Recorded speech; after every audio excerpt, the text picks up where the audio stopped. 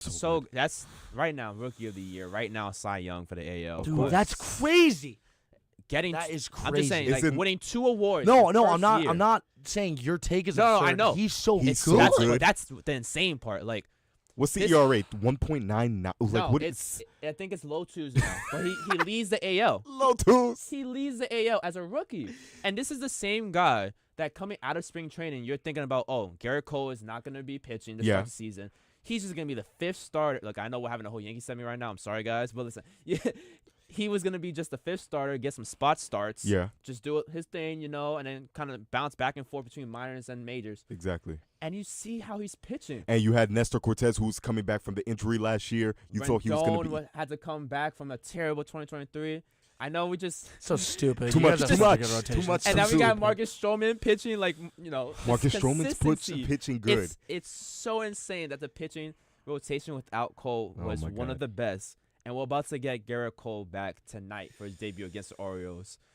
There's so much more that I can get into with the Yankees, and we'll talk about that in segments to follow. But just a quick rundown of what to expect. We're gonna start off, new champion leader in the NBA, the Boston Celtics. You have to talk about them. Have to give them their flowers. What a dominant season!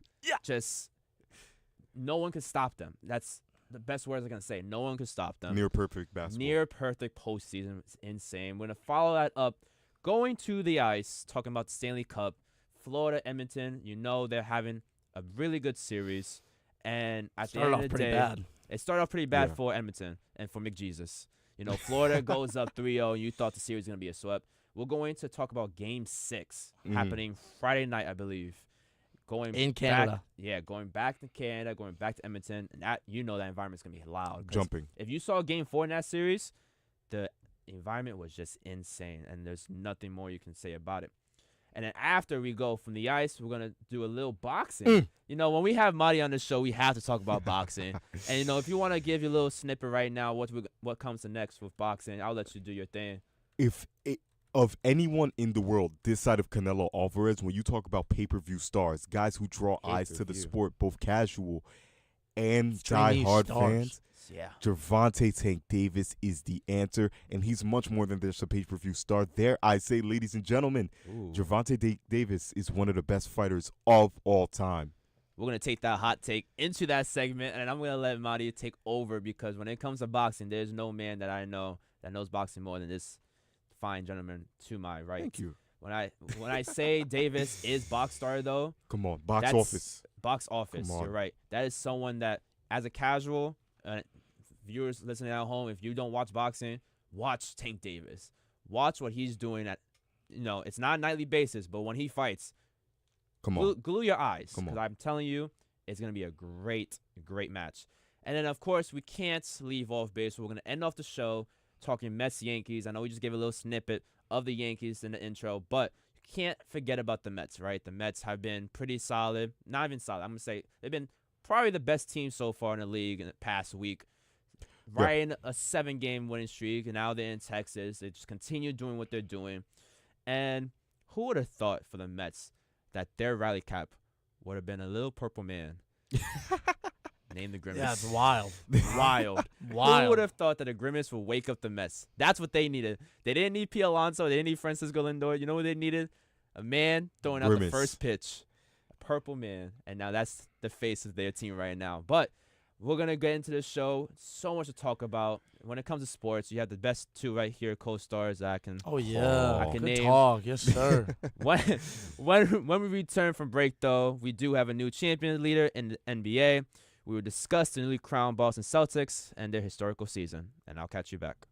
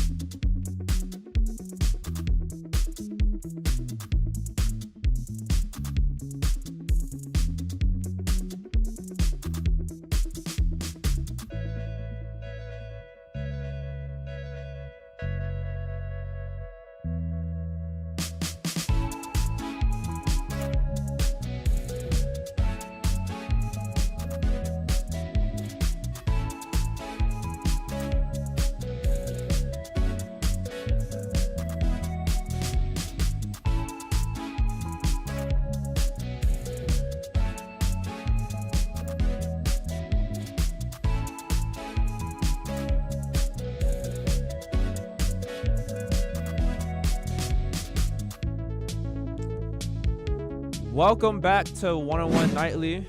As we said before we went to break, it's time to talk about the team in green, team in Boston. How many championships do they have now, Chaz? Can you count them in your finger? That's going to be banner 18. Banner 18. That's going to be banner 18. Banner 18. Parade is, you said, Friday? It's Friday. I will be in attendance, getting some good content for WFUV Sports. I was going to say, before we even I'm just going for work. Yeah. I don't want to go. Before we even get into Celtics, you want to, just talk a little bit like what a parade's like, because you peasants don't know how to do that in the city. I give him He's starting already. That's I give him his spotlight. First it's the Yankees thing. Now we're peasants. I mean, you guys are losers. I'm waiting for strike 3 You're during a the show. Thunder Okay? fan, bro. Leave You me should alone. feel the You're a worst of Thunder all. fan? Yeah, I am a See, Thunder this is fan. why me and him are co-hosts right now, all right? Because we just had to watch Dallas, beat us We'll be in back the next playoffs. year. But we'll be The back Dallas next year. Mavericks, bro. The Mavericks. You can call them that after a dominant MEH. performance. Dominant performance. 18 banners is a lie. If you say that in 18. French, that's 18. That's a lie. Yeah. 18. This sweet feeling I'm feeling in my Oh, you soul see? after That's a I good got one. 18 That's a banners. good one. Come on now. All right, yeah, let That me get was into it great. real quick. Yeah, so let's talk about some parade culture. So Boston does it a little bit differently, We can't differentiate ourselves based on quantity because we already did that so easily. It's also quality. So Boston has this thing that they do in the Charles River where they go in these little aquatic vehicles called duck boats. Okay. And they, if you go on a tour of Boston, as a tourist trap, it's like our version of the double-decker red bus. Okay. So you get nice. in those and you drive on the streets and then you go into the river. And so instead of normal buses or whatever, everyone packs onto duck boats. So if you ever hear someone from Boston getting ready for the duck boats, that's what they're talking about. But yeah, no, parade culture is gonna be cool. Despite I have not been to a Boston championship parade Really? in my life. Yeah, I'm pretty far outside the city. So and school or whatever. Do you remember anything from that last championship?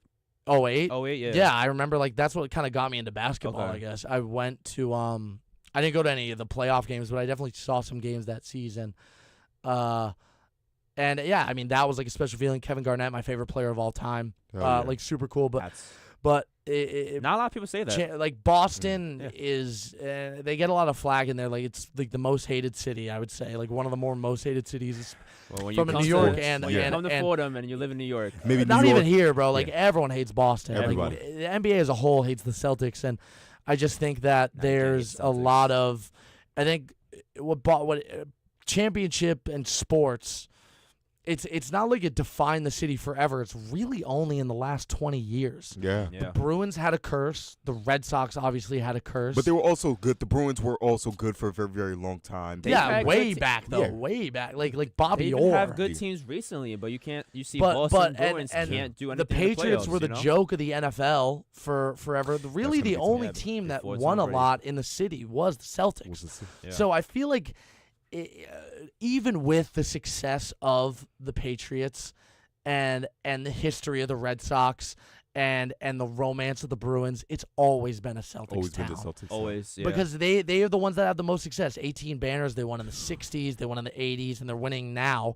And I think that the fact that Boston gets I really don't understand. I mean, I know I was just as a joke, like calling you guys peasants, but but really he meant that. But right? I didn't. Yeah, you did beat it. But what is the hate? I don't understand. You guys are too good. I don't understand the Boston hate, but only in the last 20 years. You guys are too good. It feels like it just feels that way. You guys are always up to the banner. I mean, this championship run, 3 games, you guys lost. 3 Just games. 3 games. I We're can gonna count it. we're gonna get into that. Perfect. 16-3 record in the postseason. 64-18 in the regular season. I How mean, do you do that? the word that you can describe the Celtics, dominant. There's nothing Dominant. else you Yeah. can say. That It's been that 08 all team. year. Yeah, all all year. year ran away with it. That 08 team, I believe you guys won 66 games. This Mhm. team won 64. It's incredible that Boston has always been a good team, right? Yeah. You've always had them making the finals or making any noise in the playoffs these past few years, especially during the Jason Tatum era. Oh my The God. Eastern Brown Conference era. 6 out of the last 8 Yes. years. Exactly. come You on. finally get your taste against the Warriors, but when you play a team like Curry and veterans that just know the experience, young guys, it was gonna be challenging. Yeah. I still thought the Celtics were gonna win that year, but we saw the blueprint. It's interesting, not to cut you off, No, of Angel. course. It's interesting that you bring up the Warriors because what was the Warriors' whole thing when they were running through the league? Strength in numbers. And now you Strength see in the same numbers, thing yeah. with the Boston Celtics. They- The 6th, 7th guy can that's kill an you. amazing analogy because the Celtics can easily be what those Warriors teams were in Come the past. on. I think The- that expectations are lofty there. I don't Really? think I don't know if Tatum and Brown are there to Curry and Durant. That's Well, I'm different. talking about Yeah. I'm talking about the depth of the team. Like Drew Yeah, I mean, Holiday. yeah. I mean, the deepest team in the league, but also like, I won't lie, I don't even know if they, dude, when the Knicks are firing on all cylinders, they're super deep also as well. Very deep There's- basketball team. Like, and I want to talk a little bit about like the Mickey Mouse standard that they No. had, which is like I'm gonna give you your spotlight right now. Tyrese was out. Donovan Mitchell was out for a few games. No Jimmy Butler, no Terry It happens. Rozier. It's basketball. And like It is it's basketball. Thank I you. understand, but and I know it's the Celtics, so but people talk about them choking all the time. First of all, this is the first year they've ever been the championship favorite, and they were rightfully so. Preseason. Not First last year year? No, I not don't last know. year. Oh, that's right. Denver. Nuggets. Yeah, that makes sense. There was like no. This is the first year they've been that, and it's like the Celtics are like always losing. It's like I feel like the perspective of the Celtics always losing is because they've been losing because they've gotten to the biggest stage. Yeah. You know what I mean? You wanna Like see a the lot of finish. other teams lose at the smallest stage. They've been Yeah. able to get to the Eastern Conference Finals and can and never then they lose, push and then through. exactly, and they And never then when push they make through. the finals, And- can't push And through. I know it's hindsight 2020. It's easy to say when they raise the banner, Yeah. but I think they were always gonna run through the East. I think if the Knicks were fully Yeah. healthy and they beat the Pacers, they would have taken the Celtics the distance. I think the Heat would have given the Celtics some trouble. I don't. Maybe it would have been with in five with the Jimmy with Butler, Jimmy, with yeah. Terry, but people forget the Celtics still were 14 games ahead They ran away of with the entire next NBA. team Yeah. in the East. So I don't understand like It was this mid-season, Mickey you Mouse knew they would be in Cinderella first run. place. It's like Mickey Mouse ring. The Celtics were always the favorite You to don't make gotta the explain finals. it. I mean, you beat the No, teams you that are in front of you, and if you win 64 games, yeah, it's gonna be bad teams that you're playing in the playoffs. You earned it. You deserved it. But how You can win- no one sympathize with the Celtics? I'm so confused with no one sympathizing with the Celtics at all. Like, think about, like, the Utah Jazz. I was thinking about this the other day because Al Horford was played the second most playoff games without a championship before championship. Friday night. Before you continue, I just want to shout out my Dominican brother for finally winning his Ah, championship. look at that. Yeah. That is true. Que lo que tú dices, mamacita? Like, yeah, bro. Like, we won the ring, bro. Lo Like, you siento. know what I mean? Like, yeah. Like, we're lit. So, like, yeah, that's also Boston as hell. Like, Tito Horford is so Boston. Yeah. It's so That's so funny. true. So funny. But the way that, like, would no one be happy if that, like, the Utah Jazz, because Karl Malone, most playoff games ever played without a ring. Without a ring. Would no one be happy if those guys were knocking on the door all the time, and then after Jordan retires in 2000, like, if they won a ring? They won a ring. Karl Malone was winning MVPs in 1999.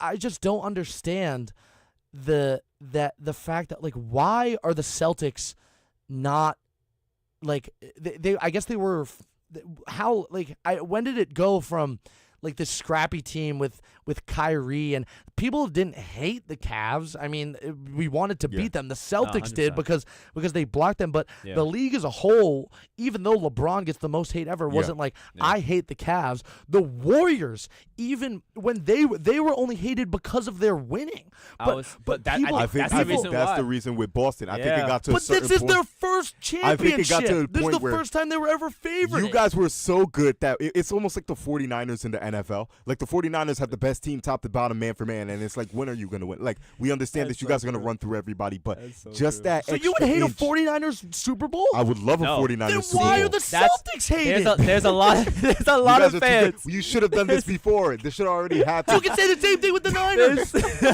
What are we talking about? There's a lot of fans that just hate winning. When their team is not winning and they see a This is also true. juggernaut, This is another a reason. juggernaut of a team like the Celtics, they're gonna hate. It's simple as that. But I'm glad I brought up I'm glad you brought up the 49ers. Yeah. How is it any different It's not. than It's a not team that's different been at all. knocking on the door forever and No. not able to get it done? It's But not I different. think it's just because of that. We've been waiting for you to knock on that door. Like, you guys, They've been not. you guys run through everybody. Like, just that extra inch. Like, when is it gonna happen? It's almost like No. So but why does that translate to like Boston wins? Like I'm gonna jump off the Verrazano Bridge. Well, like what is the translation? But now you know, going into next year, since you finally won, the hate's even gonna be even more. How? That's impossible. That's impossible. Jason Tatum literally held the Larry O'Brien trophy, and everyone's like, "Oh, so he's trying to be Kobe." It's like I was waiting for those he was tweets excited. after the game. He said we did it. I don't know if it was corny, and I think he might have been trying to emulate KG a little bit. But like, why is it not like? I don't understand. It's literally the Twitter meme. It's like flirting versus harassment. Like anything is possible versus we did it. Yeah. It's like imagine if like on a, I guess like trying to think about it, like a favorite team that had like an iconic moment. Imagine if the Bulls were actually good. Yeah. And for a while, and Zach LaVine hit a game winner and did the exact same celebration as Jordan. Everyone's like, "Bro, he's meat riding." It's like, dude, they just won a championship. Like, be excited. It's like the amount of hate that the Celtics get, and it's like, woe is me for my ivory tower. But it's like, why can I not enjoy my parade? I'll sum it up like this: heavy is the head that wears the crown.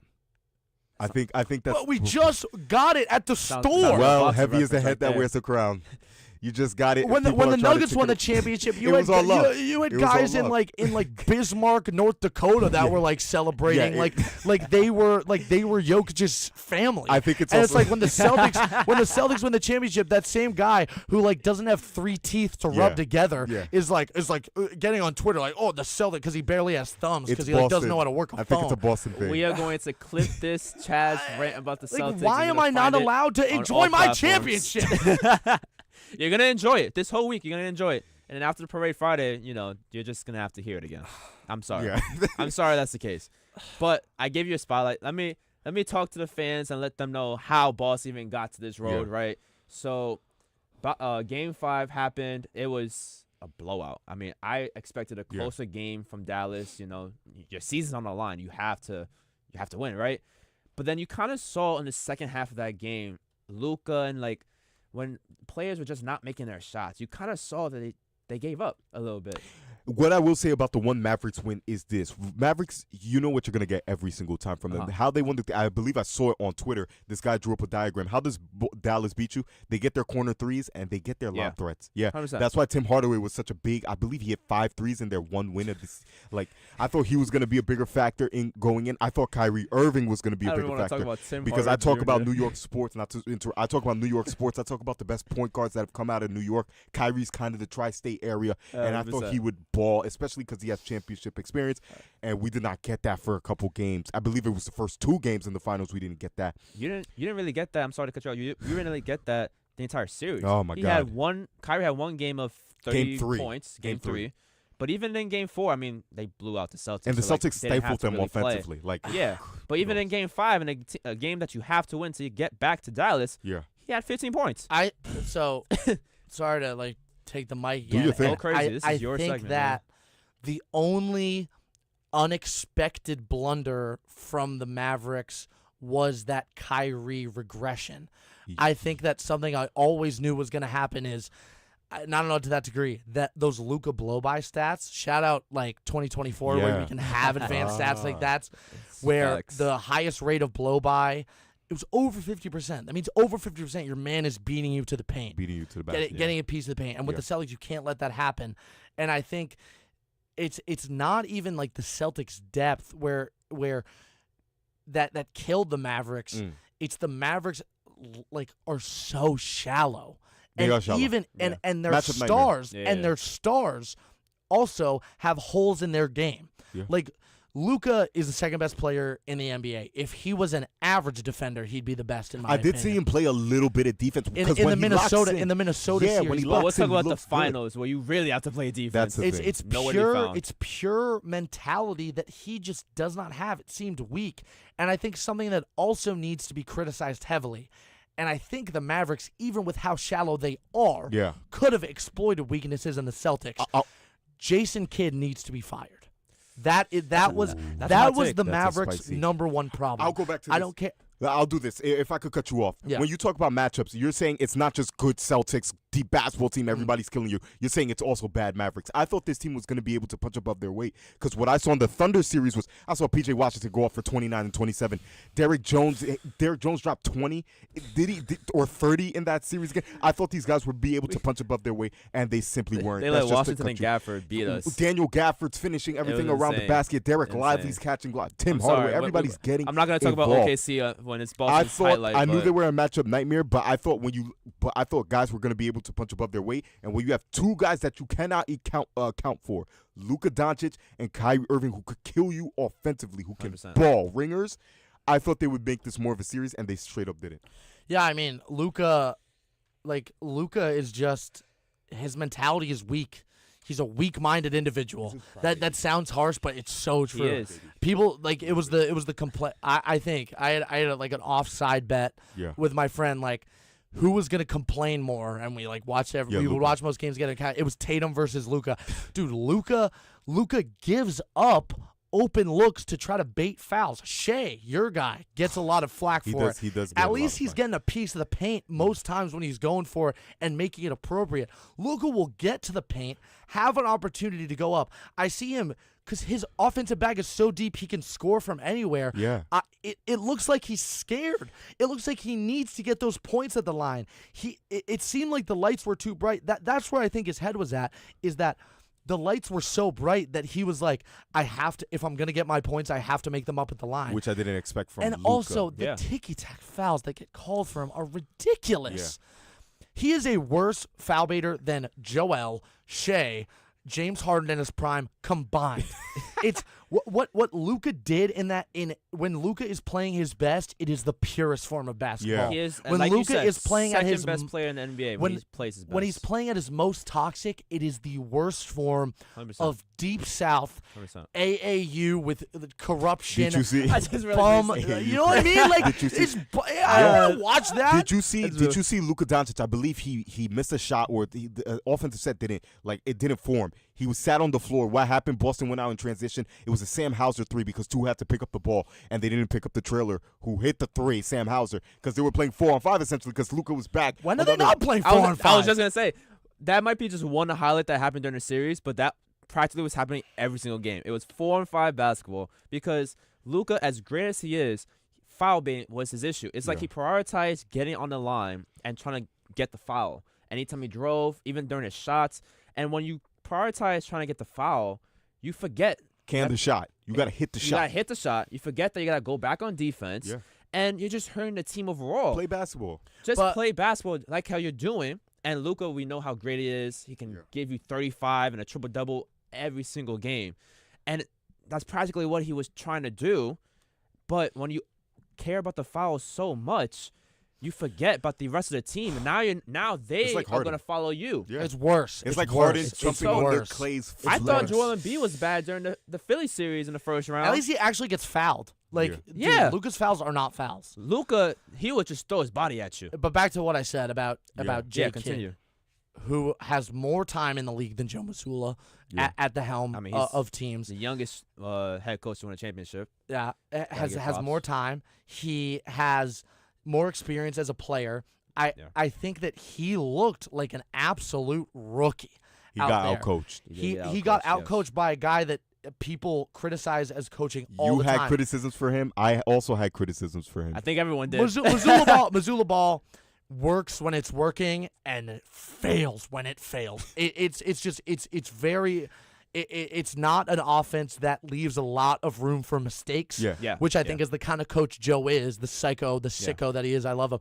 But Jason Kidd, why is Maxi Kleber getting first quarter finals minutes, bro? He's not a good basketball player. Tim Hardaway Jr.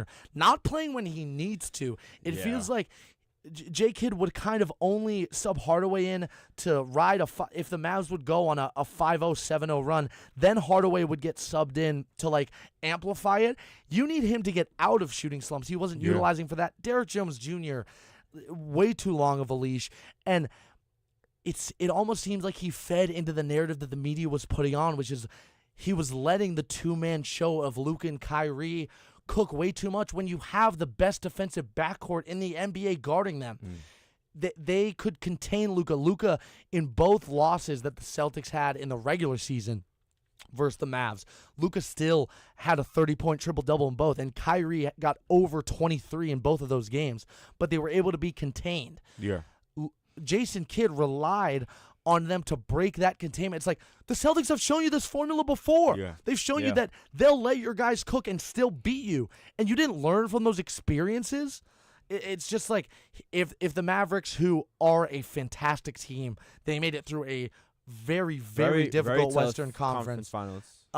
Just throughout, and it's just such a shame that they had that bald loser waste all that talent. It's true. As we kind of close off the segment, I'm just going to say one last thing. I have to agree. Jason Kidd was the X factor in this series because just the way he coached, he was out-coached, right? Sure. And I would even make the argument that during the Mavericks' run to make it to the finals, it wasn't even because of Jason Kidd. It was because of Kyrie and Luka just being almost PJ, super and those guys factors. Luka actually played defense. Luka Yes, played, he did. yeah. A limited, and then you actually limited had number, PJ but Washington still. being a true number 3 who was getting like 20 and 10 every night. So that was the reason for their success into the finals. And Jason Kidd had to be the X factor, and we found out he just couldn't get it done.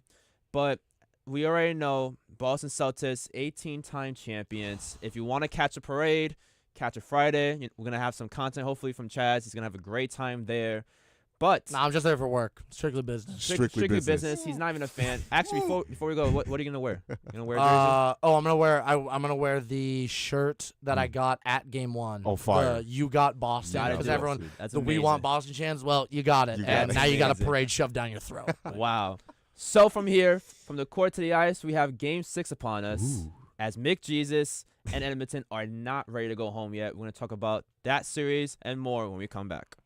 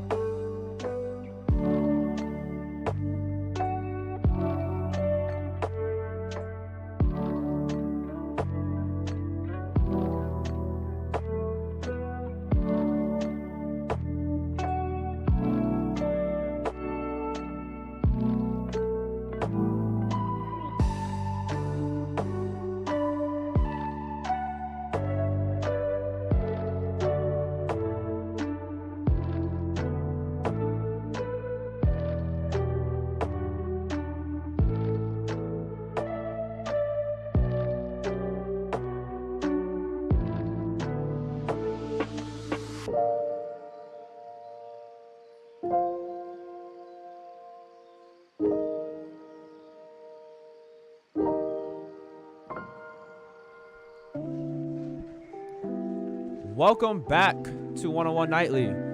From 18-time champions, we're going to hit the ice, hopefully to crown a new Stanley Cup winner in the next coming days. However, we have Game 6 Friday with Florida and Edmonton.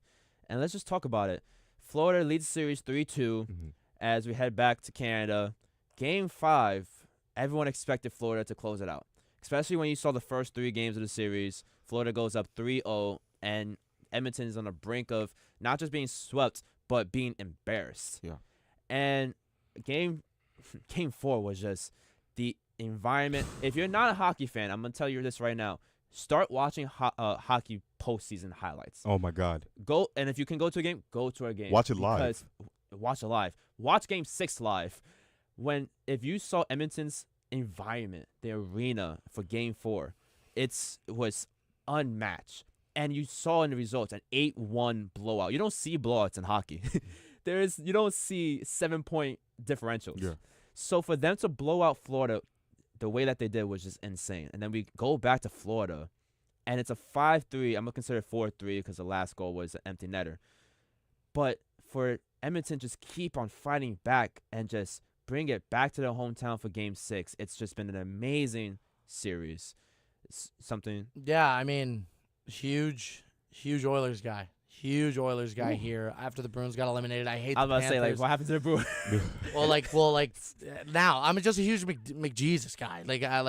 I have to agree you know with what you. I mean? Like, It's I solely want him to get fact- his ring. Solely in the fact that I'm a Ranger fan and I don't want to see Florida succeed. I'm the same way. Even though Jason Tatum and Matthew Tkachuk are like best friends, like Went to the same high school. that's middle right. school. They like grew up together. That's right. They grew up together when Tatum first hit top 100. That's also something. Not to get back to the Celtics.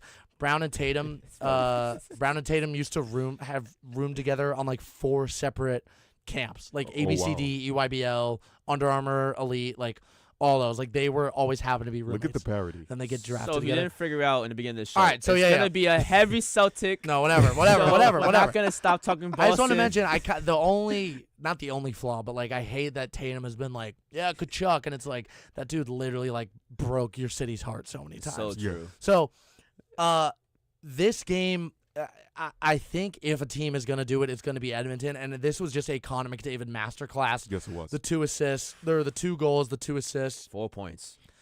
4 points total. Like the way he's moving on the ice, that at the end of the second period, that assist that he gave to Corey Perry Beautiful. was I know exactly. actually ridiculous. That power play goal was and an amazing highlight. because what we often give props to Florida on is their power play kill. Yeah. Yes. They're able to go, and I bet the under 5.5. And so when I get into the game and it's already 3-1, I'm like, oh, I gotta relax.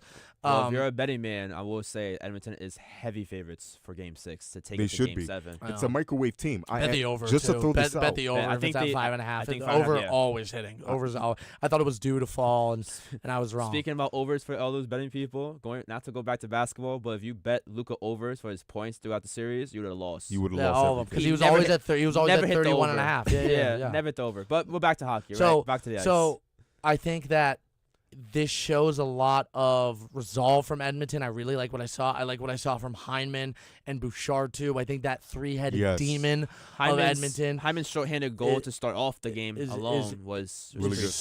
Super key. But I mean, I want to believe in Edmonton because I think once you get to a Game 7, it really is a 50-50 flip. 50-50. Especially after Game 5 when you beat them on their home court. Exactly. And I don't mean to cut you off, but just looking at the numbers, Florida outshot them. Like Florida was kind of the better team that game, you know, like 32 to 24 shots, 44 to 16 hits, like face-offs. But that's the thing about high octane offenses with one of the best players you ever seen. The only other player with 2 4-point performances at any time in the Cup final is Wayne Gretzky. That was back in '85 for who? The Edmonton Oilers. There. Yeah. I'm happy that you mentioned his name because when we look at this series, it's a lot of historic numbers going around. It's a lot of parity. First of all, if Edmonton can pull off the upset, coming back from 3-0, you want to know how many teams have come back 3-0 just in the postseason alone? In hockey? In hockey. Once. 4 times. Or 4. Cup final happened Cup once. final, 1 time. And that was the Toronto Maple Leafs in 1942. So in the 40s was the last time you saw a 3-0 comeback in the Stanley Cup. Wow. It's so funny in hockey, like sweeps are so rare, but there's It's more. so hard. But there's also more 3-0 comebacks. Like you still have, like you have more teams winning 4 times in a row when they're down, when their backs against the wall in hockey. They sweep you the other way. Then like in the NBA, which is like sweeps happen all the time. Like it's very weird in that like Perry kind of way, but. I think that the penalties is part of what kind of killed Florida. Yeah. I mean, they split. They definitely had more penalties. They had 8 to Edmonton 6. Yes. I think especially those. I think the game was out of reach halfway through the third. So that Kachuk unsportsmanlike was brutal. Yeah, that hurt. Speaking of Kachuk, I mean, did you guys see that empty net save? I was going to mention that. God. Top like one of the best. Great moments that no one is ever going to talk about because they end up losing the game. Yeah. Like no one will talk about that next year. McDavid hits the empty net goal. Yeah, after no, that's that. what I'm saying. Yeah. So it's like top 10 great moments before disaster in sports. It's that shot that oh my God, who hit it? Who was Villanova playing when they hit the buzzer beater in the final? UNC. Oh, UNC. Yes. That UNC shot was insane. Then Villanova comes back and hits it. Another one is we were just talking about before the show about the Dodgers and Rockies. how epic that 7th inning was. Yeah. Just moments like that is what it's crazy. Like back against the wall type stuff, just like that. Like that Kachuk thing is not going to get talked about outside of like 2024. I mean, and another thing about the Oilers, I just think they're playing I know I say juice ball a lot. I think they're just playing juice puck. I mean, I know they're down to the series 3-2, but the Oilers won the past 2 games by a combined 13-4. Like, they're just outscoring them. And, again, you're being spearheaded by probably the best player who's ever lived, ?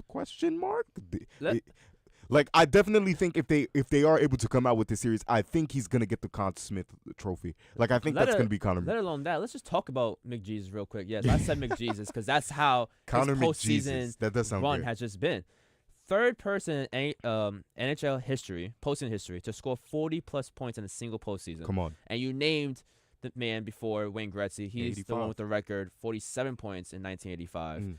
And McDavid currently has 42. So if he brings this to Game 7, I can see him getting 3 points, maybe even 4 points again. Game 6. And now we're talking about he has 46 points.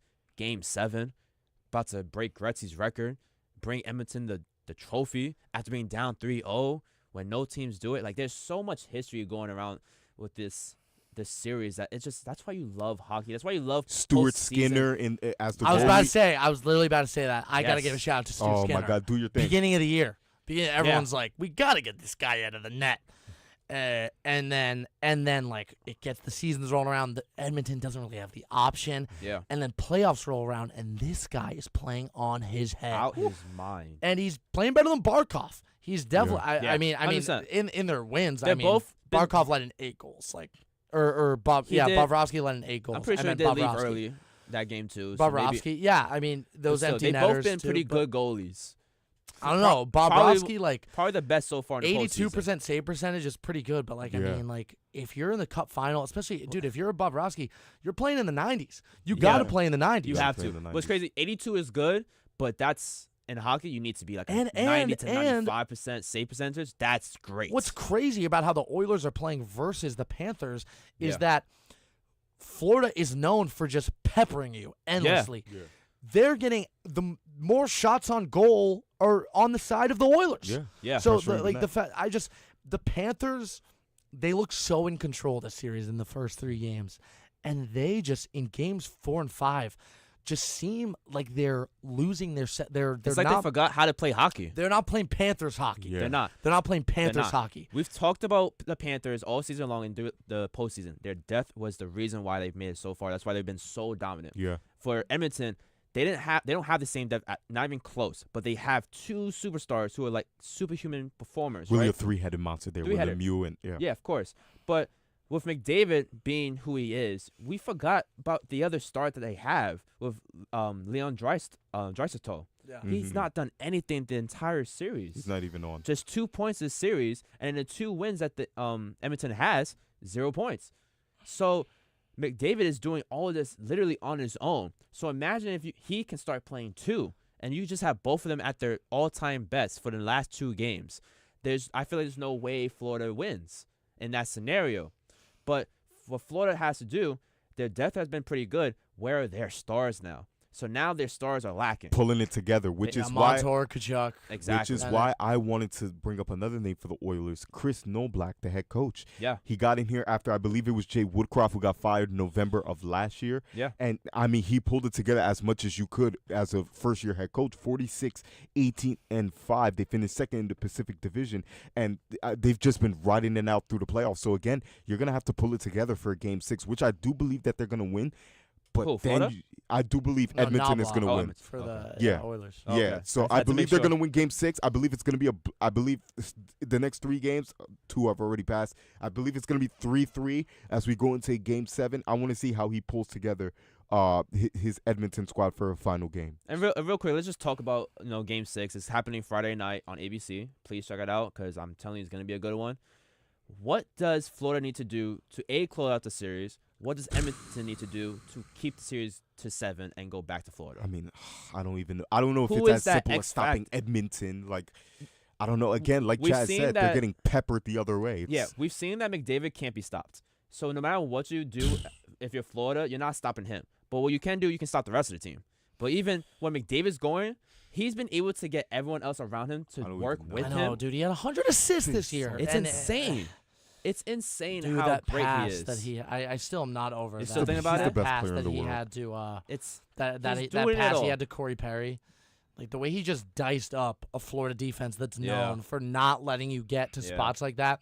Like they hate pretty boys in FLA. Like they hate ice dancers. That's how McDavid played in that play. I think you're asking for the key player. I'm asking X Factor key player. Like who do you think is going to be the reason why that team possibly win? I think I want Edmonton to win. But like I think the world see, wants Edmonton to win. Yeah, but I can so see just like beating a heart ripped out. Florida, like just like they're just like screw you guys. But on I think road, if Florida wants to win, I think the key is Sergei Bobrovsky. Yeah. Like he just has to play. He just has to play better at the end of the day. There's not really any two ways about it. I think that he's used to having such a good defense that maybe he's a little soft. That's a thing. Florida's defense has been undeniable. They don't usually get as many shots on goal. Like exactly. This is definitely the highest clip that he's seen so far in the playoffs. To see that their defense is not doing what they were doing during their postseason run alone, that's exposed him more to these goals. I mean, the 8-1 victory, so you need Florida's defense to kind of come back. You need Florida to do better on the power play. I'm pretty sure they were 0 for 3, if I'm not mistaken, on the power play. 0 for 3, yep. And then they gave up the shorthanded goal to begin the game. So when it comes to that, that's how Florida needs to get better. In my opinion, Edmonton just has to keep doing what they're doing. And they're going to, they're going back to Canada. The environment's going to be crazy for Game 6. So you're almost not going to hear anything. That's what I feel like. Florida, their best chance right now is just going back home for Game 7 and hoping that the Florida crowd. I don't know if it's guaranteed. It's not. Edmonton. Nothing is guaranteed in hockey. Dude, Florida's so good. They're so good. It's just look at what they've been doing. I didn't even realize how much Bobrovsky's save percentage dropped. In the regular season, he was 92% tied for 7th. Mm-hmm. Now he's 82. A 10% drop. 82 last night. I don't know what he is. 82 last night. Yeah, I mean, but still the split. I don't know what he's still been. for one singular game to drop 10% from your regular 92. That's how you know you're being exposed. You're struggling now. And if I have to say it, Florida, you had your chance. You should have won yesterday, but because you didn't win yesterday, I'm going to have to give Edmonton the historic win, 4-3 after Game 7. Oh, wow. Any predictions from you before we close I off don't the know about a Game 7. I do think Edmonton will win Game 6. Again, the offense is juicing at the right time. It's a microwave team, a bunch of guys that could 100%. just flat out and just score. And Connor McDavid, it's not just a score, it's the passing as well. I'm still thinking back to the pass he had to if Zach Hyman against the Hurricanes, it's insane what he's able to do when he has the puck with him. So I'm in a team that a high octane offense like that, that's just able to go out and score, and they're playing their hockey right now, which is I think the most important thing. The NHL, the playoffs right now, and the finals right now, it's Edmonton hockey. I think they'll be able to take the Game 6. He's gonna get hit hard. McDavid? Yeah. On Friday, you have to target he's him. Gonna get. You have to. You have to he do might something get baited to stop into his play. I don't know if he'll get baited into a fight. I don't know what's gonna happen. I think we're gonna see some raspberry snow cones. I think there's gonna be blood on the ice. In Edmonton. I don't that's just so Florida, especially with No, it's so true. I just don't really see especially with Paul Maurice. He's definitely the perfect. He's you play ball like a girl is probably the least of Chuck and the boys' worries in the locker room. They are just getting torn apart verbally right now. Yeah. If it's one thing that I will say that I love about hockey, it's the blood in the fights. Besides the play, of course. Perhaps the best sport to watch live, guys. Of course. Maybe. 100%. So electric. The fans are crazy. They are 100%. insane. As much as I want to keep talking about this, we're going to have to backflip into the ring and discuss the legacy. Very nice. Thank you. We're going to have to discuss the legacy of Gervonta Davis after his rival KO victory against Frank Martin. Whew. And we have boxing connoisseur right here, Madi Dembele, to take us through. And we'll be back on 101 Nightly.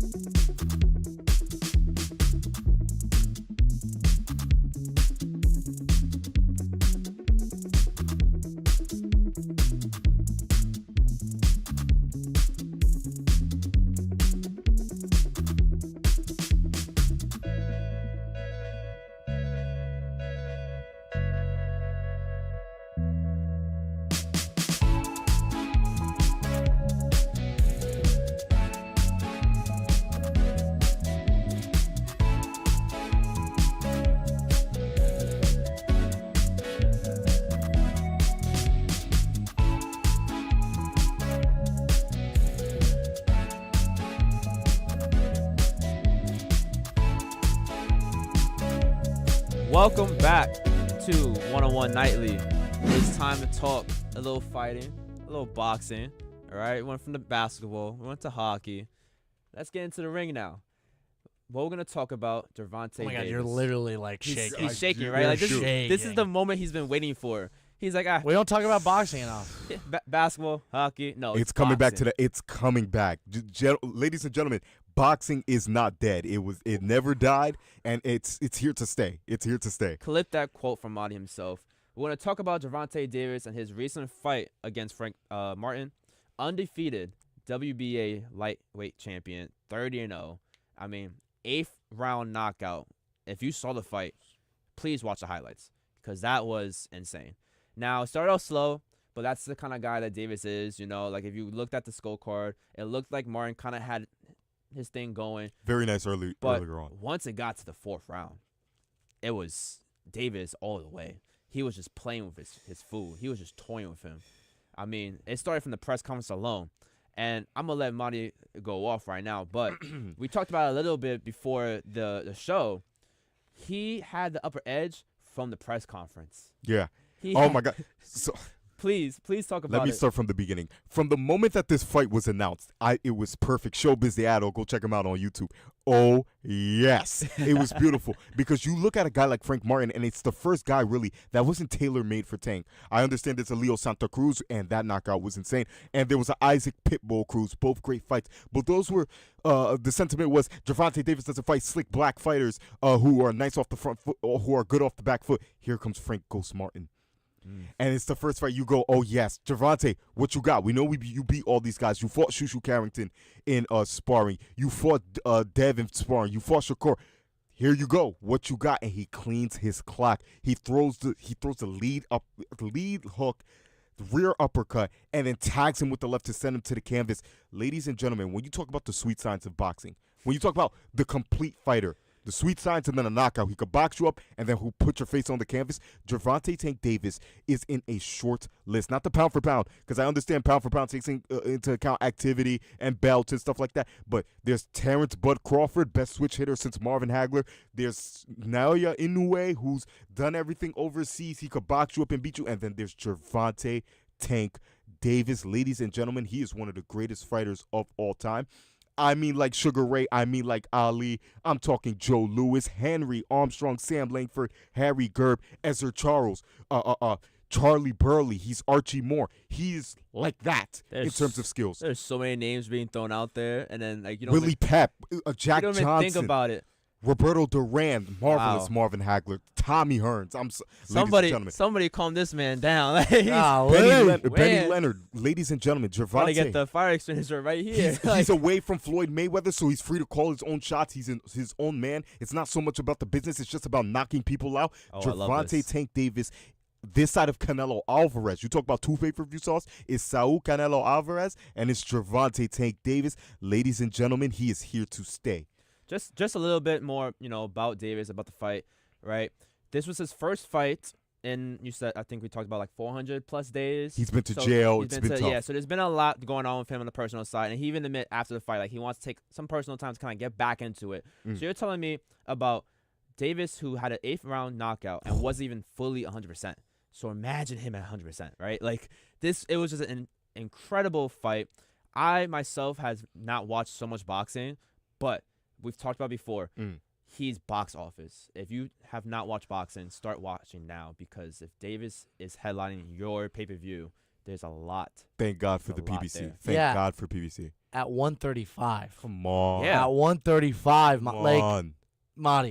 Madi, he's got to put on those 5 pounds. At least to get to 140. He's got to put on those 5 pounds. 135. If you're talking about putting him in the same conversation as Canelo, if you're talking about that, I need him at 130. I need him at 140. That's for pound. I'm talking about skill. He's better. Like he's top 3. If you're talking about you want to see him go get belts, clear out 135. You're gonna fight Lomachenko, you're gonna fight the Matrix. Then you have to go at Shakur. Then you move up. I'm talking Teofimo Lopez, who I like a lot. Deep resume, deep bag, everything. Devin Haney when he comes back. Subriel Matias. I want to see you fight. Get busy. I want to see Tank Davis get busy because he has that type of skill. I want him against Bravo. I want him against Catterall. I want him against Sims Jr. Anthony Sims Jr. I just He laughed at the fact that you even said old that. school type boxer. Anthony Sims. If you watch Anthony Sims, he's got that old school step. He fights like a little. I don't know. I like Tank a lot, and I like boxing is. The reason I think the appeal of boxing versus the UFC is you have this larger than life feeling. It's like, how can you not be romantic about baseball? How can you not be romantic about boxing? I feel like UFC is definitely more technical, blah, blah, blah. So when I look at Tank Davis and I look at his opponents, let's look at his last 5. Isaac Cruz. Definitely very good fight. Very good fight. That was right on the front don't foot. Mean to cut you off, but I'm sorry. That was the last person that went the full distance with Davis. What did Gervonta say after that fight? They said, "Would you rematch him?" He said, "Hell no." Pitbull's a tough guy. Yeah, Pitbull's a Rolando Romero, tough fighter. As much as he jokes around, Rolly's a solid fighter. Rolly's a solid enough fighter. If you're talking, you realize the pedestal that you just put your guy on. Yeah. You put him as high, and he's fighting Romero. It's the resume. I'm talking about skill. If you talk about skill, but I need skill versus real competition. That's why George Mikan's not the greatest basketball player of all time. Sometimes, Chaz, especially in boxing, there's a sentiment and there's a phrase that we say in boxing. It's not just who you beat; it's how you beat them. Why do you think we obsess with Deontay Wilder? Deontay Wilder can't box worth a damn. Excuse my language. But Deontay Wilder has the highest knockout percent. He's the hardest hitter in the history of boxing. Yeah. You talk about, he likes guys that like to sit at the end of a big right shot. Bermain Stavern was the most. But look at how he put him to the mat. He draws eyes to you. It's like, oh my God, I've never seen this before. Gervonta Tank Davis at a certain point, because that was what I was saying. At a certain point, he doesn't fight high enough competition out of the Cruz boys. At a certain point, you have to give a guy his flowers. Irregardless, you smell it on a guy, irregardless of who he's fighting. He could fight Jesus Christ or the bum on the street. You know that he has it within him. I know. I think he has the capabilities, but I need to see it on the canvas. Get busy. And that's still fair. I used to think that way. I'm a Hector believer now. Garcia, sure. It's not a deep resume, but you go up to 140, Teo, I want the Teo fight. Teo's my favorite at 140, deep resume, Nakatani, Richard Comey. Yeah. I think if he has any respect for himself or the sport, he doesn't even go for Chenko's belt. He doesn't even go for Chenko or oh my God, the other kid. Stevenson. No, you clear out the division, you clear out 135, you move up. You move up as soon as you humanly can. Yeah, he's away from Floyd now because Floyd's the business mind. Floyd's not necessarily, He was on Money Team? He was with Money Team. He got signed to Money Team because you remember he sparred Dev. Yeah. He flew him out. Yeah, Dev was a money fighter. Yeah. But I'm talking about, he's away from Dev. He's away from Floyd. Currently, they have disputes with them. He's his own man now. He's calling the shots. Calvin Ford's in his corner with him. I mean, he's good to flow. Gervonta Tank Davis. I see him taking fights with everybody. I really want the Teo fight. That's the one I really want. But Loma, Shakur, move up to 140, and it's all gravy. Do you really think, do you need Loma and Shakur first? Loma's, especially people like you. You're talking about a resume. Lomachenko's as big as a name as you're gonna get. Yeah. I guess I just I don't care. I think he can. The reason I'm saying is because I think he's gonna handle those guys. To be honest, I think he's gonna knock out Loma. He's gonna take care of the field. Exactly. He's gonna take care of the field with those guys and then move up. I guess you need that to move up, but I'd rather see him against Lopez, Matias, and Haney. Those are the guys I want to see. Haney's taking 2 years off. That's a little weird of a situation there. But guys like that, guys with the IBF and WBO belts, I love Tank Davis. I love what he's bringing to the sport, and I think him coming in at the same time is boxing it got in everyone's eyes, but now everyone's realizing the celebrity matches kind of suck. So you have this young new generation of fans that are hungry for good boxing. And you as Tank Davis can capitalize, and you're fighting Hector Garcia. Not 2 years ago, earlier. Ryan Garcia to just bring in the money. Ryan Garcia's a good fighter. Ryan Garcia is a good fighter. He was put on that card because of his social media following. Ryan Garcia is a good fighter. I think there's a misconception about Ryan Garcia. Ryan can fight. His boxing skill, there's another thing. Ryan probably has the best left hook. He's quick. He's the best left hook in the world right now. He's probably the quickest at his weight, and his fast twitch muscles are something to be believed. But Ryan can fight. I don't care. He can swat. But Tank, he's a hell of a threat. Yeah, His fight with Davis was not that bad too. No, I mean, Like, he won. Well, of course he won. But like, He's a little bit overzealous. Like he likes to. I don't even care about his antics, bro. Yeah. I just think that if you're Tank Davis, you can literally have kids that this new generation of boxing calling you the greatest that's the thing. of the generation of all time. Yeah. But you need to move up to 140. Yeah.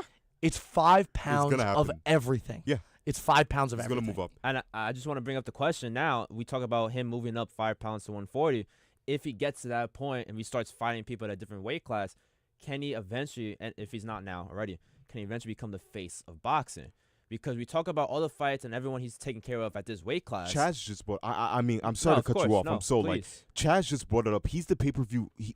The pay-per-view face, and the reason why He is the draw. He But is at the this draw. point. The There's a reason why he difference. works so well is because you have this little chasm. Like, of who's the some- face of boxing if it's not him? Canelo, maybe. Canelo's like the most familiar face. Yeah. That, I get. but sure. I would argue that Tank is more, because what Tank does is he draws the casual fan not towards just boxing in general, but pure boxing. We talked about the chasm of celebrity boxing. Yeah. I'm a purist. I don't like it. But But when it you brought have a fans guy, in. It brought fans in. Yeah, whatever. I still don't like it. When you have a guy who's maybe the best boxer puncher in the world, who's the biggest puncher in the world other than Arthur Betterbeef, really biggest boxer puncher, and it's real boxing, you can't fail. It's a win-win for everybody. I agree with you. He has to get fat, and he has to move up, and he has to move on to bigger and better things, which he eventually will. But that's what I'm saying about Gervonta. Like, it's gonna happen.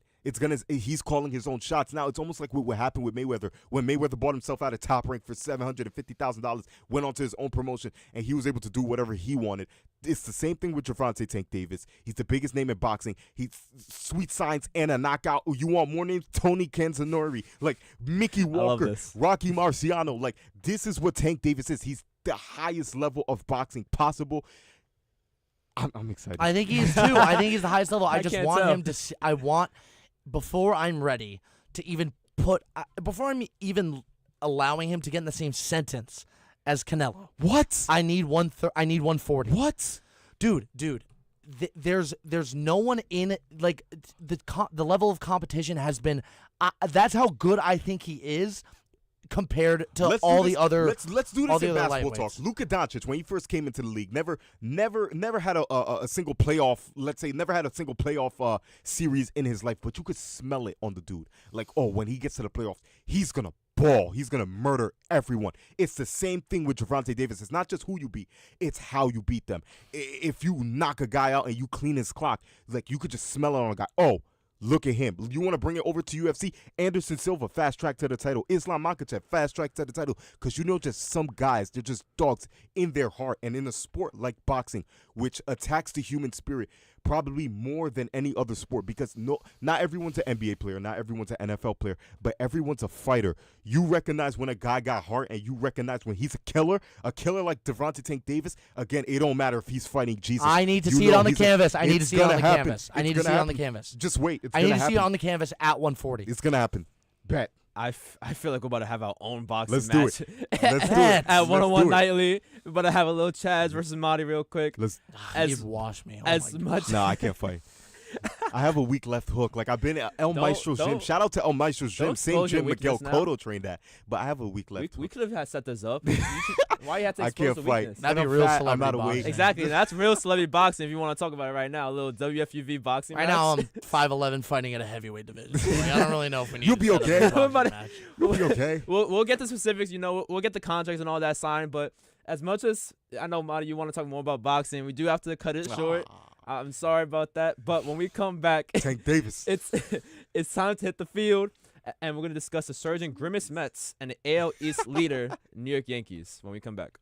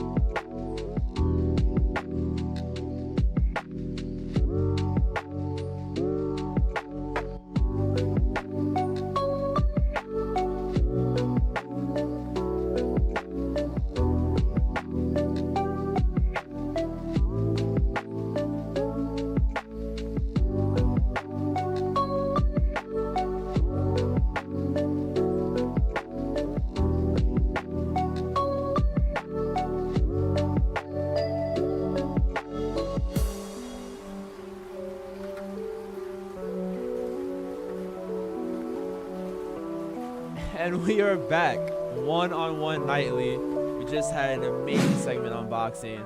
I just wanted to know during the break. Oh, you want to say Shout something? out the rain stick at the end of that that lo-fi hip hop beat. Yeah. That was tough. I haven't heard a rain was- stick since like second grade classroom. That was tough. that was tough. It kind of took you back. Yeah, a little Kinda took you nostalgia back. bomb. I just want to say during the break we were talking about the details in the boxing match. You might get Chaz versus Madi. You never know. Chaz just dropped saying. a pearl. Oh my God, that was. I'm gonna get that tattooed or something. It was perfect. As you can tell, we can talk about boxing all day long, but we're going to get into baseball, onto the field. We have a hot team here in Queens, the Grimson Mets. That's how I'm going to call them. I'm not going to call them New York Mets. They are currently on a 7-game winning streak since the Grimmons threw out the first pitch in Citi Field, which I thought was going to be just another laughingstock to the Mets when you see someone like that as the first pitch. But then to realize that was kind of like your rally cap into what the season is now to this point. Like, the Mets, since being swept by the Dodgers, are 13-4 in the last 17 games. Yeah. And we were talking about the Mets being like I said, laughingstock of the MLB. And they're still going to be the little brother to the Yankees. Of course. But the Mets have this new energy that just kind of woke them up. And now, half a game. He's a Boston fan. He has to kind of hear it from both New York teams. Mind you, we're in a I'm not a Mets guy. But what I will say is, I've been on 1-on-1 2 times this year, and during the summer. Okay. The first time I was on, they were 16-16. The second time they were on, I believe they were also 500, and now I'm on for a nightly. They're 500 yet again. They're still below 500. 35 and 37, like they're 2 games below 500. But when you look at it in terms of the wild card, half a game back from the wild card. So stupid. Days ago, they were like 2.5, 3 games back. Is there something you want to say about oh my gosh! Like, say it to all the people that we have in that WFUV group chat. Yeah, the Mets saying fans. that the Mets are back. Exactly. Please send them the message just like from the giving seat. Mets fans any reason to speak is something that I don't like. Like genuinely, because like at the end of the day, dude, like it just because their team is not sustainably going to be good. And the fact that we have to entertain, I understand 13-4 is 13-4. Yeah, of course. The fact that I have to entertain the conversation that they will make the wild card, that they will have even if they do make the wild card, that they won't get rocked in the postseason by the Padres or something. Is like pure comedy, bro. And like they might have to check him for sticky stuff behind his ear just like, to win. I've always been on the camp as the Mets will never win a World Series the way they're structured now, and the fact that people are treating a 13-4 record as winning their World Series, like you're 2 games below 500 regardless. I don't really care, and I'm such a doubter of the Mets' ability to maintain strength because I've been betrayed before. Mets fans have the memory of a goldfish. They're like, their memory dates back to 2015 in the World Series, and it dates back to 1986, their last World Series. No, because and they just forget about everything else. Yeah, because like they don't realize how many times they've been burnt by this team before. I wish I could like the Mets if they weren't the most terrible team to watch in the long term. Because I've actually been a bit nicer to the Mets this year. Both times that I was on for the last podcast, I said that they were 4th in this division. Now they're 3rd. I said, hey, the Mets in all reality aren't too far back from being second. You know who else 2 games under 500? The Nationals. Like, and they're also half a game. They're also bad. They're bad. Like everyone's bad. Everyone's bad. They're bad, but they beat quality teams. The Nationals this year. They beat a lot of quality teams. That's what I'm saying. I trust the Nationals to make the wild card more than I make the Mets. Yes, more than I trust the Mets. But the Mets are right there also. Let's just talk about it just a little bit. During their 13-4 game stretch, it's a little suspect, right? Read the teams. That's exactly what I'm going to do. After the Dodgers series, you had the Diamondbacks. Wow, sick. They split that series. Cinderella after the pumpkin. Now you have the Nationals. They swept the Nationals. All right. In division. That matters. I like that. Then they go to London against the Phillies. They split that series. Doesn't count. Not on American soil. Wow. Then they have Miami Marlins. I mean, they won that series. I mean, like literally, like you should win that series. Play like Fordham University club baseball, same result, like same quality. The club baseball just might be better. Jazz Chisholm would not start for Fordham club baseball. He has too much of an attitude. Fun fact: I actually work at MLB, and he walked by my desk. I didn't know what to say. Yeah, I did not know what to say. I bet he like spit on you by accident. That guy's a world class. That would have been crazy. But then now we go to the Padres, who that's kind of like their first competition, and they swept them. And they beat them 14-2, Bro, 11-8. bro. They beat them. 6? What was it? They beat them 2-1, 5-1, and 11-6. So the Padres, correct me if I'm wrong, also Excuse a me, team that was that's the Rangers. under 500, The at 500. the Padres It's are not that simple. I mean, like, under 500 by one game, 37-38. so 500 teams who also have quality wins. I mean, like, they're not that Not like far the Sox back. being, not like the Because Sox it's being the Philadelphia. Phillies. Philadelphia, I will say. The Fox, As a Yankees Sox fan, are I will something say different. Philadelphia is probably the number one runaway best team in baseball. Rangers, Suarez, those boys are crazy. Yeah. 100%. They're But the then- second best team. They're in insane. Yankees are the baseball, second for best sure. team. But if No. you look, Philly's the second best team. Yankees are the best team. Yankees are the best team. We'll get to But them later. Yankees and Duh. Phillies, right? And then you look my at the World rest of Series that pick. division. Is it Preseason. so out of the equation that the Mets catch the Braves even with Ronald? Is Ronald? No, he's done for Acuna's the season. He's done for the 20 season. 20 Is it that crazy that the Mets catch them? Yes, it is crazy. You think No, it's it's that not. crazy? It's not that No. crazy. Come It's on. not. I don't know. I don't know if that That's wild for card spot's second. going to be available though for them there. Let's just. Like I don't know if Okay. it'll. I don't know if it'll be available for them at third because the way the NL is going right now is Okay. kind of crazy. Yeah, let's talk about the Yeah. wild card real quick. Those so teams. you have the NL Central Mhm. where there are Whoa. all they're like all super like mid. So I don't really know how that wild card's going to end up shaking out. Where they're the Yeah. only division in baseball where every team has 35 wins. Like that's pretty crazy. Like the Cubs have more wins than the Red Sox right now. Yeah. It's like or no. They have the close to the same. But then you have like the NL West, which has like the Dodgers, the Padres, like who are kind of fraudulent, the Diamondbacks, the Giants, who I The could also see Diamondbacks making have it. shown that they're a little bit fraudulent too after their worst series. Yeah, in of years. course. No, of course. That's why I So- think the Mets beating them doesn't matter at all. And Yeah. the Giants are no good. Like and- you don't trust the Cincinnati Reds to have a hot August and like really make some noise. Maybe. And you know who's a team that we could look out for? The Pittsburgh Pirates. Pittsburgh Pirates, So like we Paul just- Skeens, Yeah, bro. we Like, just talking about him. like I think the Mets are a known. It's crazy because we're talking about this is like such a hot wild card race, which is all about. It's going to come down to a few games and who's going to get hot when and when is it going Yeah. to matter most.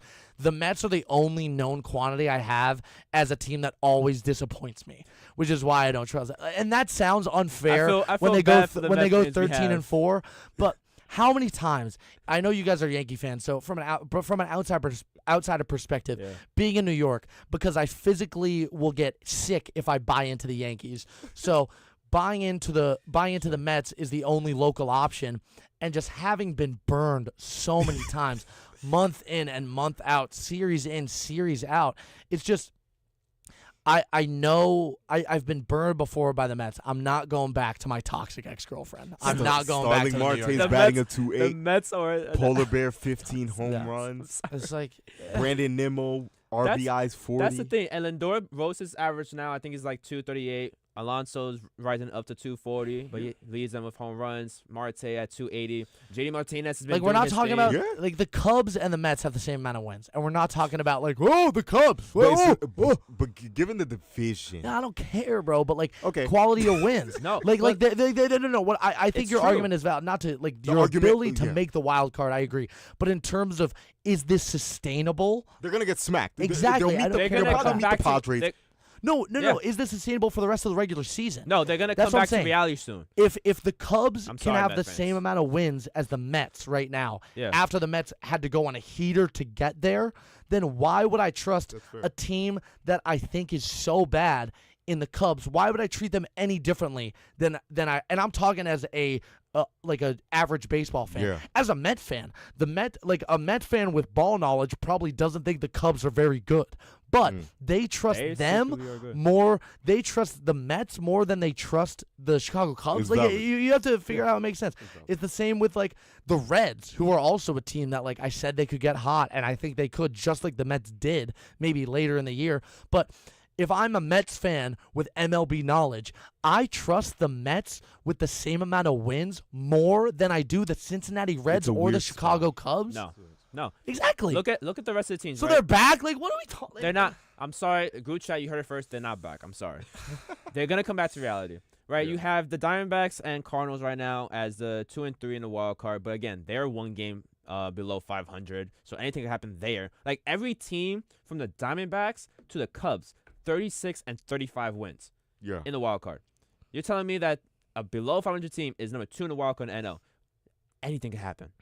And if I had to trust the team more, The Diamondbacks, because they just went to the World Series, I could give them a little bit more trust. Yeah. The Cardinals, surprisingly enough, I can give them more trust. Padres. St. Louis? Yeah. Padres, I trust more if they can finally click as a team. Giants, not so much. Pittsburgh Pirates, I'm telling you, people are sleeping on Maybe that the team. Pirates. I That's agree. the one. That's The like Pirates they're team probably at that- that level. Like I Yeah. trust the Mets more than I do the Reds. Like 100%, and 100%. the Cubs. But like I Actually, have no. no. The Cubs, I have a little bit more trust than the Mets. I have no reason. I just like I do because I know what this team is about. Like I trust. Like Lindor has been playing really well, Yeah. and I like what the product that Pete Alonso has been putting out.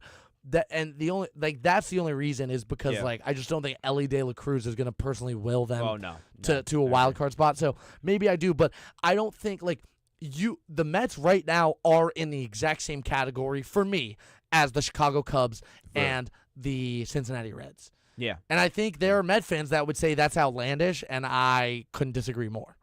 I have to agree. Now, because I just got the news now, we're going to take a little shift from Queens to the Bronx, talk about the better team in New York, talk about the New York Yankees. What I just got What's the news? note of, Mr. Aaron Judge is not going to be in the lineup tonight. Oh, yeah. I thought, is he going to be back this year? No, yeah.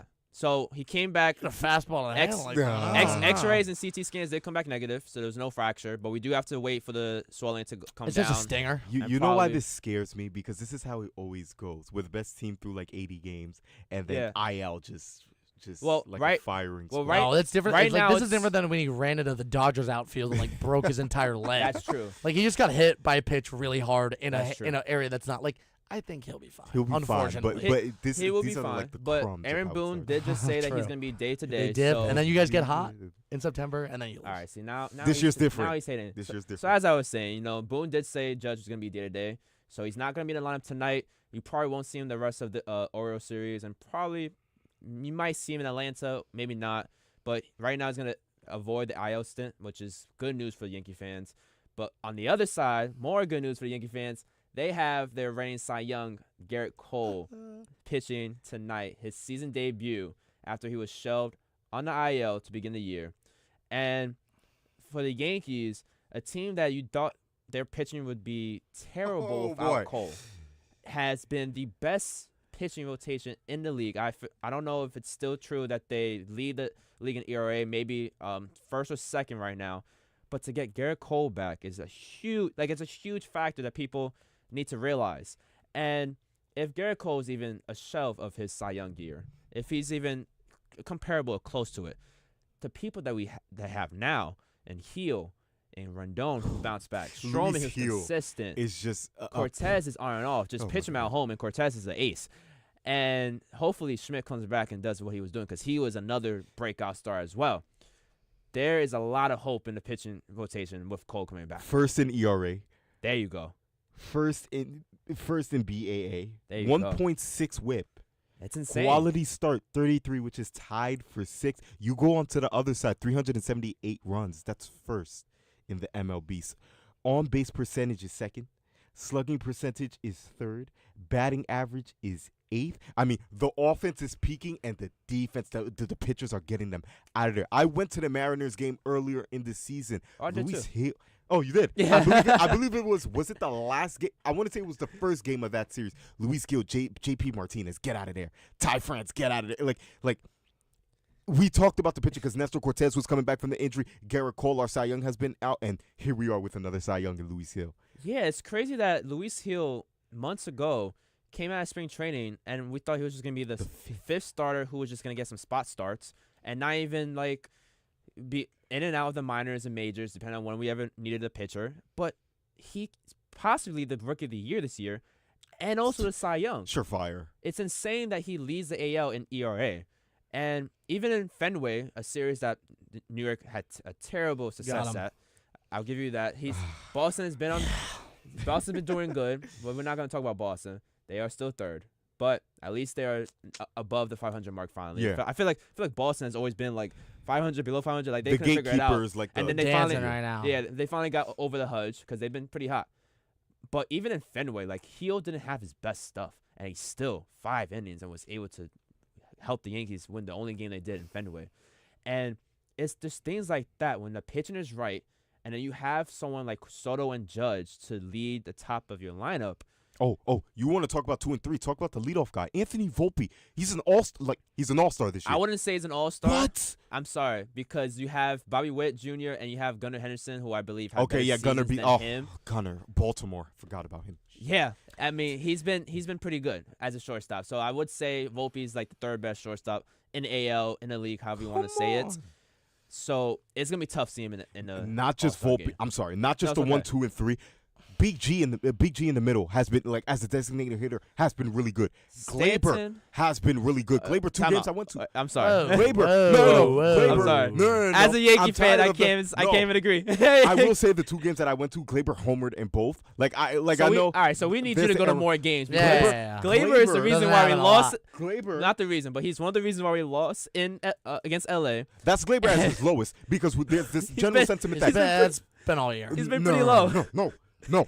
I will argue this. Dude, he's bad. At his worst, Glaber is a very inconsistent baseball player, right? Sometimes Yeah. he looks like some of the best Kinda players. bad. Dude, I've been there, Madi. I was an IKF defender for a while. Okay, no, Oh, that's I your fault. Who was- defends IKF? Who IKF? defends Glaber Torres? Glaber, because Glaber at some moments has looked like one of the better players in the Yankees rotation. I don't Glaber know has if played he's really, particularly earlier on. yeah in Yeah, 2019. like when Judge. Yeah, forget No, 2024. this season. It's 2020. I don't know. I don't believe in Glaber is one of the weak spots in the Yankees lineup. They said the same thing about is. Big G, and Big G is playing No, that's great yeah, baseball. but one that's thing I like have to hate. agree. Like no, but it's it's Giancarlo Stanton. I stand by. Glaber I Torres. stand by. I Like, you gotta realize there's a difference. I there. had my Yeah, 100%. criticisms about Glaber, and after this year overall, I'm a fan. We're talking about Giancarlo Stanton, I'm a who fan. many people thought was washed after last year. Mind you, yes, he did bat under 200. His power was out of there. He was injured, all that. But he's been pretty consistent. I mean, he's played Stanton has played 65 games. Out of I don't know how many games it's been, a little over 70, but still. 75. 75. So 65 out of 75 games he's played, only missed 10, especially as DH. Give him a day off. It's cool. Batting he's batting 239. He's around the 240 mark. And he has 17 home runs and 41 Come RBIs. on. He's too it's old. He's injured. It's a 360 from last season. No, and I bro, think yeah, that was the X factor. Stanton, bro. Do you know who else is 360? Nestor. Yeah. Nestor's also been good. Like everyone thought he was a one year Net- wonder 2 years ago. Nestor, and I now- will say, after yesterday's game, he did 6 innings shutout ball against the Orioles, which was huge. But he is also a different pitcher at home. Like he has an under 2 ERA when he's pitching at home. he's pretty When he's unreal on the Yankee. road, he's terrible. I don't know. I think that the Yankees are just too good. I think that They are. Juan Soto and Aaron Judge are the 1-2 for, and not in that order. I think Aaron Judge is going to win AL MVP. I think Soto is That's the going to 2 be there. a fight. No, I think Judge- Judge. I think Judge is running away with it. 100%, especially after this run that he had. I mean, like, come on, 26 And home like, runs. dude, he was so bad in May, and he was still 64 top. RBIs. so Yeah. bad. He was so bad in May. He was still top 4 in MVP voting. He was batting under 200. You know what he's doing right now? He's batting 302. 26 home runs and Soto's 64 batting a RBIs. 3-1. Soto's 313. Like, these are numbers we were not seeing in the 2023 Yankees. They Oh, were man. lucky to get someone It's batting good. 250 last year. Now they have 2 people at 300. Volpe, who's leading off at 260. And I will say, Blake really. Volpe, it has been in a pretty terrible slump because he was batting like 290 at some point during like the Royal Series. But now he's at 260. He's been in a slump.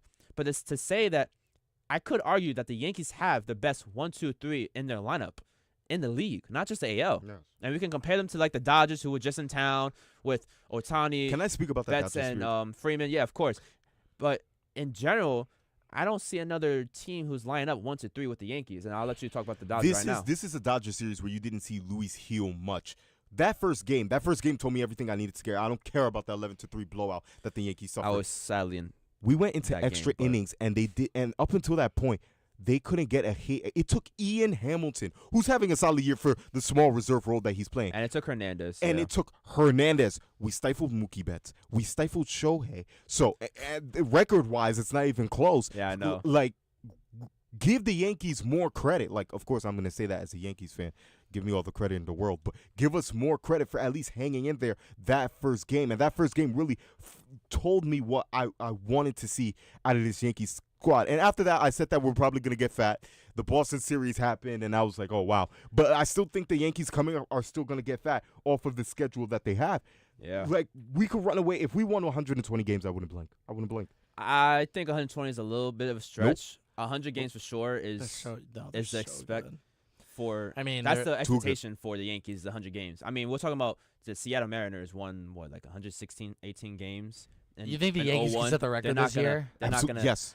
I think they could too. Yes. They're Really? so good, dude. As a Yankee fan, I don't even believe Cole's it. not even there. Cole's Cole's playing tonight. Atlanta, New York, Toronto, Cincy, Boston I can't wait again. to see. My one hope as a Yankee hater is that Cole brings a presence into the locker room that messes up the vibes. And are you talking about actually on the field? no, like Wait literally a in the minute, clubhouse. Oh, literally in the club. Okay. Was this a good thing or bad? I thought we were going to like a. No, like bad. Like I hate the Yankees, and I want this to okay. happen. Oh wow! Because what let's I've mute his literally mic said real about quick. Cole, I've said that. Yeah. I've said That's Luis crazy. Gill. I've said Luis Gill's pitching so good that Cole's injection into the line, re-injection back into the lineup may mess it up. It's That's just how gonna good get he's stronger. As much as I would love talking about the Yankees, I don't want to forget it was Ben Rice's debut yesterday, and he did get a hit. I was happy to be at that game. Cute. That was cute. It was I liked great. that. Hopefully, he is the replacement for Rizzo moving forward and long term. However, we have to call it a goodbye. It was a great show, guys, but that would do it for today's show. Gabby Price was our video producer. We've got Will Talent behind the board alongside Chaz McAdams and Madi Dembele. I'm Angel Ducret. If you've missed any portion of this show, you can catch it live on 90.7 FM or on our YouTube page. 101 Nightly is a production of WFUV Sports.